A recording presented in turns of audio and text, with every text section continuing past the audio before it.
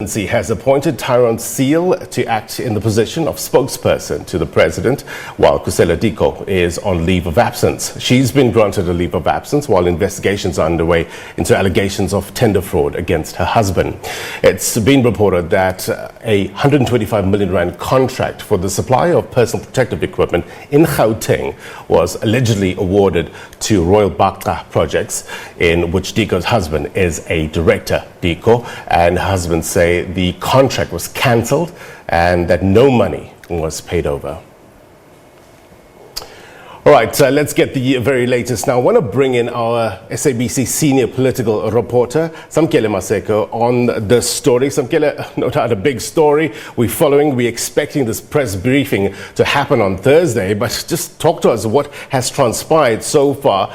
I hear that there's calls for Bandile Masuku to step aside while investigations are continuing. What are you hearing?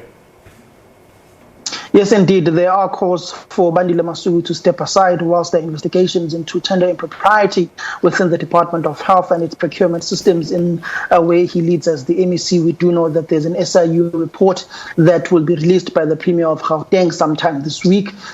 We also do know that in his capacity as the Premier, David Makhura will also be briefing the Gauteng Provincial Executive Committee on the SIU reports into tender improprieties or tender irregularities that have been happening in the Department of Health and other departments here in Gauteng. That's expected to take place either today or tomorrow, where the Premier will brief the ANC in its special urgent Provincial Executive Committee. And we also do know that Khusela Diko and Bandile Masuku and Loyiso Masuku, the wife of Bandile, did have an engagement with the provincial secretary of the ANC in Gauteng, Jacob Kawe, who summoned them to his offices to get their side of the story on what truly happened in Royal Baqca, getting this over 125 million rands contract of to supply the Gauteng Department of Health with PPEs.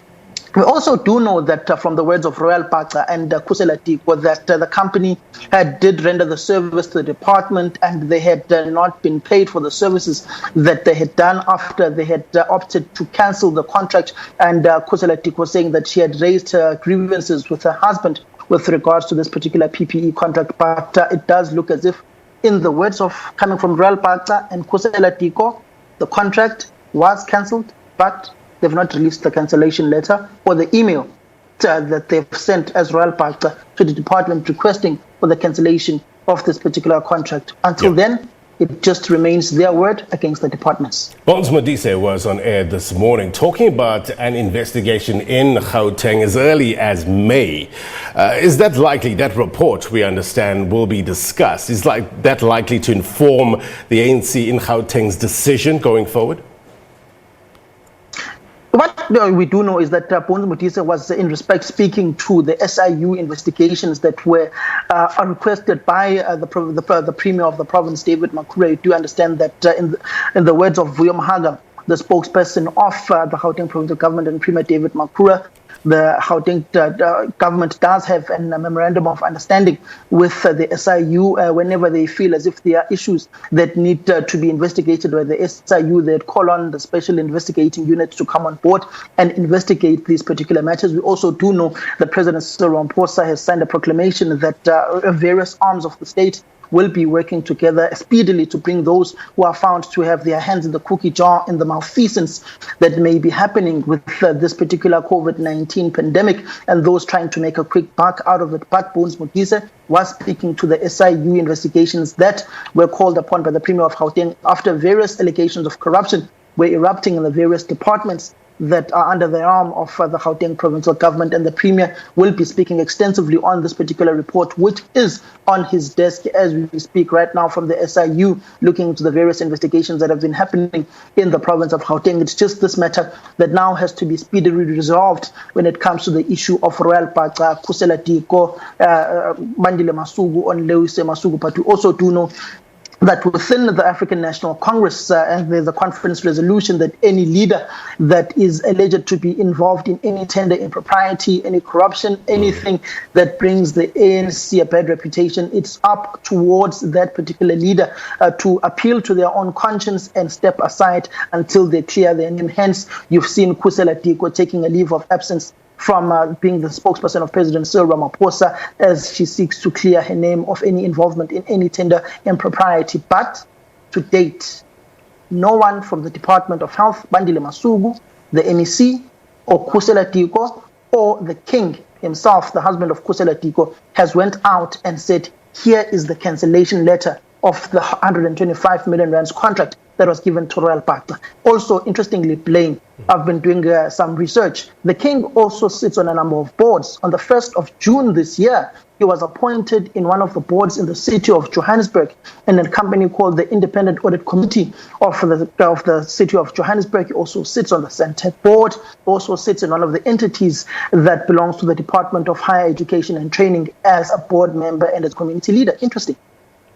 Interesting indeed. And as we know, Samkele, perception in politics is everything, isn't it?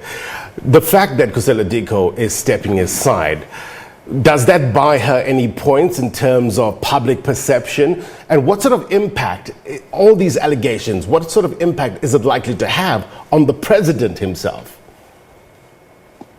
This particular scandal involving Khusela Diko, allegedly of tender impropriety, does taint the president a bit, because you've got the president who's been very vocal on the issues of corruption and saying that the ANC government and the ANC will not stand by and just watch on as malfeasance happens and people are looting in the era of this particular pandemic. The president during the run-up to the 2019 general election did say that, quote, the era of impunity is over, end of quote. And it does look as if some within the president are now allegedly at the center of that impunity of looting the state, allegedly, as none of them have yet been proven by any court of law to be found guilty or not guilty. It's just allegations at this point in time. But it does seem as if those whom were alongside the president in championing and campaigning for clean governance are found wanting now with their hands allegedly in the cookie jar. You'd look at the various boards that Khusela Diko's husband sits in. For instance, she's also seemingly very close with the Minister of Telecommunications and Postal Services in the country. That would be Mrs. Stella Ndabeni-Abrahams. They've served in the ANC Youth League NEC together. They both hail from the province of, one may say, the legends or former legends, the Eastern Cape. And they are very close as well. He also sits in one of the entities belonging to the Department of Higher Education. And he's also just recently been appointed in one of the entities of the Independent Audit Committee in the city of Johannesburg, which the ANC has just won back about a year ago through a coalition government, and where also she is very close with the MMC of Corporate Services. That would be Loyiso Masuku, the wife of Bandile Masuku, whom are now entangled in this particular scandal of this 125 million rand tender of PPEs to the Department of Health in Gauteng. But the president is scathed here, and to date, there's no politician who's been brought to book and who's behind bars for any allegations of corruption. In my little knowledge of politics, I've only remember one politician who's sitting behind bars right now in the Northern Cape. That is their former MEC of Economic Development and former provincial chairperson of the ANC. That would be John Block. Yeah. Word of the month, I guess, is entanglement, isn't it, Samkele? Let's go to your wheelhouse, politics. Talk to us about the political dynamics at play here. I heard you alluding to the point that there might be some sort of power play here within the ANC. Talk to us more about that. It goes without a shadow of doubt that there is a power play within the African National Congress here, and particularly within the Johannesburg region, where the ANC has just recently won back that particular municipality. It's an open secret now that Loyiso Masuku is gunning to be the mayor of the city of Johannesburg. She has come out and refuted those particular allegations. There is particular divisions within the ANC in the city of Johannesburg, and some may see that Loyiso Masuku is the correct candidate to take over once in the upcoming 2021 local government elections, should they take place and should there be nominations. We do know that there's a particular push to have a female candidate to be the mayor of the city of Johannesburg for the African National Congress. Some have said that the current mayor, Jeff Makubu, is too tainted when it comes to his former company that was in bed with one of the companies that is to be alleged to be at the center of state capture and corruption. If there are links to the Guptas, that would be the regiment's capital, and the various deals that he has done with his own particular company with the regiments, and some saying that those particular reports may be damning against him should they come out at a particular time and point. So they do view Loyiso Masuku as a candidate to take over from Jeff Makubu. Yeah. And also there is a political power play within the ANC in the Provincial Executive Committee. You've got a very ambitious Lebogang Maile, the MEC of Proctor and Human Settlements in the province. You'd remember that he did contest Panyaza Lusufi, or they contested one another in the last 2018 Provincial Conference of the ANC for the deputy chairpersonship of the province, with Panyaza Lusufi winning by about 21 votes over Lebogang Maile.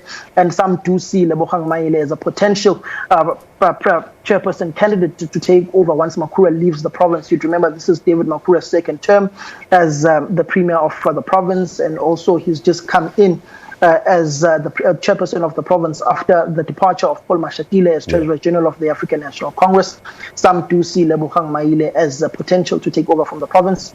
And if one may look at the political dynamics in the political history of Loyiso Masuku and Lebogang Maile, they've never been on one particular perspective within the African National Congress, and they may be in competition this time around, and also the succession battle for the Johannesburg region. So many variables, so many dynamics, so many permutations in this, all wrapped up in one story. We shall see what happens on Thursday. The special PEC meeting will be followed by a press briefing to further provide an update on the decision of the special PEC. It's happening on Thursday, the 30th of July at 10 o'clock. Samkele Maseko, as always, sir, thank you. Thank you very much. All right. Let's get your coronavirus update now. And another 298 people have died of